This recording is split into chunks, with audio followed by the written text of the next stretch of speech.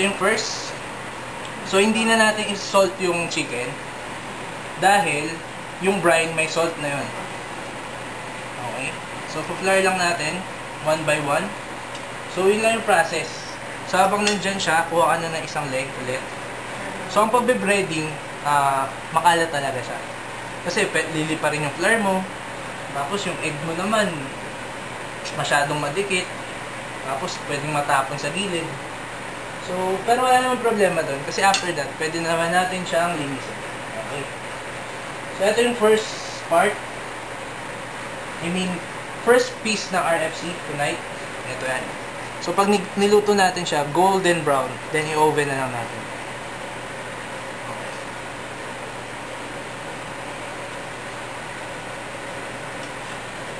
Okay. So, yan. Continue lang yung sa pagbe-bread hanggang sa maubos lahat ng chicken. Hanggang sa ma-coat natin siya. Okay. So, ganito lang yung process. So, gagawin mo siyang ganito. Lahat to, dadaan mo dyan.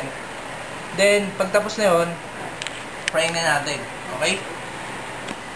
Okay, so nandito yung business partner namin, si Kate. Tutulungan niya ako mag-bread ngayon ng chicken. So, ito, pinapili ko siya kanina, dry or wet. Kung pinili niya wet, so, ibig sabihin nun, ang wet kasi doon, yung raw chicken and yung egg. So, yan. Then, dito. So, kahit medyo makapal.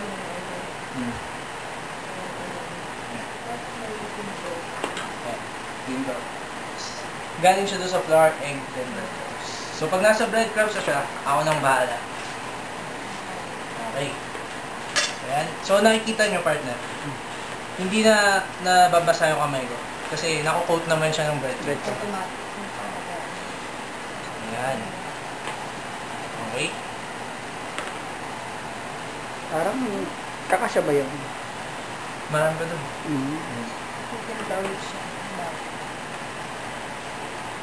Ayan. So, at least nakita nyo yung process. Ganyan lang mag-coat ng chicken.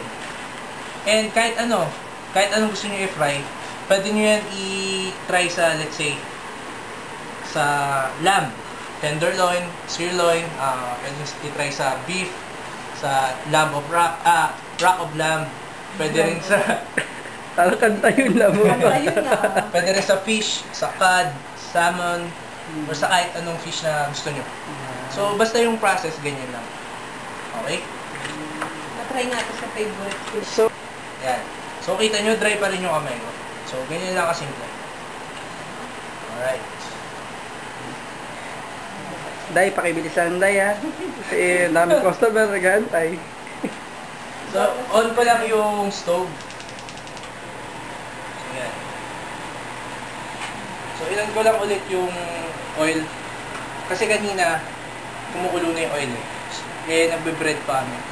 So, ngayon, perfect timing na. Kasi mainit na siya. Then, pinatay. Then, uminit ulit. So, mainit na siya. Pwede na tayo mag-fry nung RFC. So, kunin ko lang. Okay. Okay. So, nakikita nyo yung nababubbles. Yan yung exactly na gusto natin. May ilaw. Yun, may ilaw pala eh. So, yan. Ibig sabihin, mainit na siya. And ayaw natin na maging crowded kasi hindi na frying ang tawag doon. Boiling na yun. So, we want crispy bits sa all throughout the chicken pieces. Ayan. So, kailangan hindi sila nagdidikit para ma-achieve natin yung crispiness ng chicken. So, yan, magpa-fry lang yan for about 5 to 7 minutes. Then, didiretso natin sa oven for 20 to 30 minutes. Then, pwede nyo nang matikman ang RFC. Dalawa pa yun. Okay. So, kuha pa tayo. Kasya na ba? Sakto na. Diyan, sakto. Eh, itong dalawa. Okay, sakto. Oh, may dalawa pa pala. Dagdagan na natin ang onting. Tapos, onting salt. Yung... Okay. Tapos, onting pepper. So, yan. Para masakto lang natin yung breading. Try nga. So, balik tayo dito sa chicken. Mga naka 3 minutes na siya. Kailangan pa natin ng mga 4 minutes para mag-brown yung isang side. Then, i-flip lang natin.